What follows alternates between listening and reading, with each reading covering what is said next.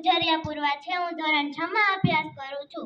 આજે હું તમને પ્રજાસત્તાક દિવસ વિશે કહીશ। ગુંજે છે ચારે બાજુ એક જ નામ હિન્દુસ્તાન, ગુંજે છે ચારે બાજુ એક જ નામ હિન્દુસ્તાન। દેશની શાન છે તિરંગો અને ભારત આપણી જાન, દેશની શાન છે તિરંગો અને ભારત આપણી જાન। સલામ છે શહીદોને જેમણે આપણને સન્માન અપાવ્યું છે। મને ગર્વ છે કે હું એક ભારતીય છું અને દેશનો નાગરિક છું।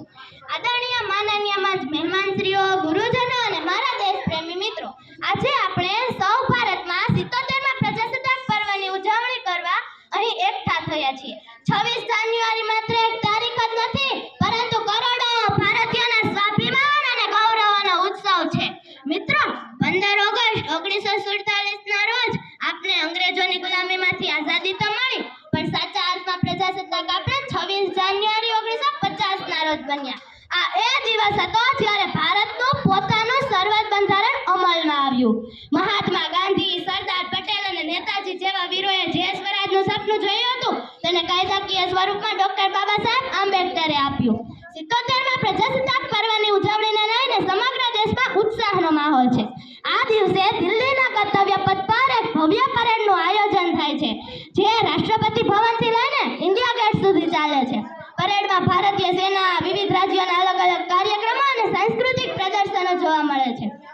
આજે આપણે એક મહાસત્તા બનવા તરફ આગળ વધી રહ્યા છીએ। વિજ્ઞાન હોય કે રમતગમત, અવકાશ હોય કે અર્થતંત્ર, ભારત આજે વિશ્વના નકશા પર ચમકી રહ્યું છે। પરંતુ શું આપણી જવાબદારી ફક્ત ધ્વજવંદન પૂરતી સીમિત છે? ના, ચાલો આપણે વિદ્યાર્થી તરીકે આપણો સંકલ્પ લઈએ કે આપણે આવતીકાલનું ભારત છીએ। જો આપણે શિસ્તબદ્ધ બનીશું તો જ દેશનું ભવિષ્ય ઉજ્જવળ બનશે। આપણે સાચી દેશભક્તિ એ છે કે આપણે પૂરી પ્રામાણિકતાથી ભણીએ, વડીલોનું સન્માન કરીએ અને કુદરતી સંસાધનોનો બગાડ ન કરીએ। આ પવિત્ર દિવસે આપણે બધા મળીને એક પ્રતિજ્ઞા લેશું કે આપણે એવા